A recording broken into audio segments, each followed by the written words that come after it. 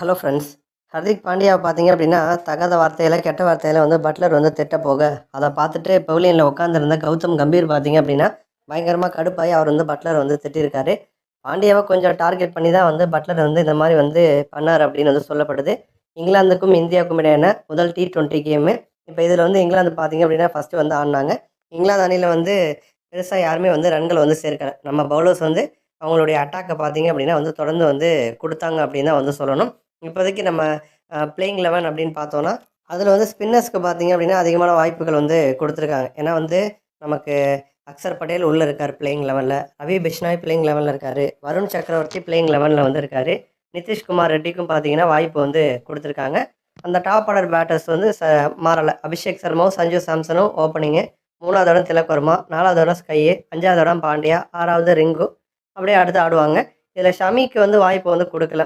ஷமி வந்து எல்லாருமே எக்ஸ்பெக்ட் பண்ணாங்க. ஏன்னா வந்து ஷமி வந்து அடுத்து ஓடிஐ சீரிஸில் வந்து ஆட போகிறாரு. அப்போ வந்து அதுக்கு முன்னாடி T20 ஒரு வார்ம் அப் கேம் மாதிரி வந்து இருக்கும் அப்படின்னு சொல்லிட்டு வாய்ப்பு கொடுப்பாருன்னு எதிர்பார்த்தாங்க. பட் இன்னும் அவருக்கு வந்து காயம் சரியாகலை. இன்னும் அவர் வந்து காயத்தோடு தான் ஆடிட்டு இருக்காரு. அதனால் அவர் வந்து பெஞ்சில் உட்கார வச்சுட்டாங்க. அதேமாதிரி நம்ம தமிழக வீரரான வாஷியையும் பார்த்தீங்கன்னா பெஞ்சில் வந்து உட்கார வச்சுட்டாங்க. இந்த கேமில் வந்து வாய்ப்பு கொடுக்கல.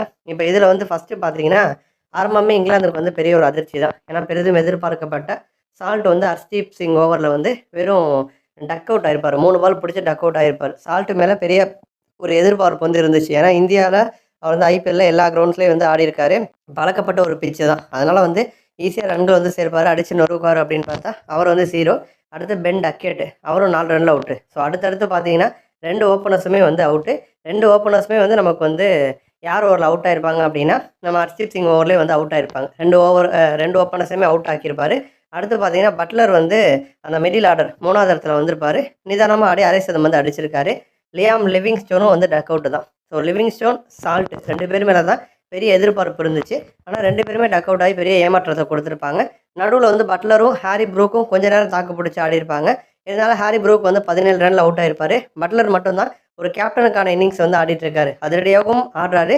விக்கெட் ஒரு சைடு போயிட்டே இருக்குது. இன்னொரு புறம் பார்த்தீங்கன்னா இவர் மட்டும் நிதானமாக வந்து ஸ்கோரை வந்து கொண்டு போயிட்டுருக்காரு. ஓரளவுக்கு வந்து ஒரு 100க்கு மேலே வந்து போயிட்டாங்க. ஒரு 16 ஓவர்லேயே 100 ரன்கள் வந்து கடந்துட்டாங்க. இப்போ பட்லரும் இல்லை அப்படின்னா 100க்குள்ளே ஆல் அவுட் ஆகிருப்பாங்க. பட்லர் இருந்ததுனால தான் அட்லீஸ்ட் 16 ஓவர்லேயே 100க்கு மேலே வந்து ரன்கள் வந்து போயிருச்சு.